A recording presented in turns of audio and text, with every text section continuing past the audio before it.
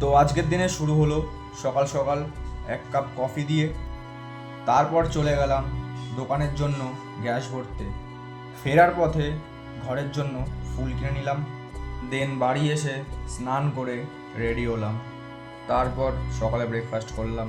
2টোর সময় দুপুরে lunch complete করলাম। বিকালবেলা বেরিয়ে গেলাম দোকানের উদ্দেশ্যে।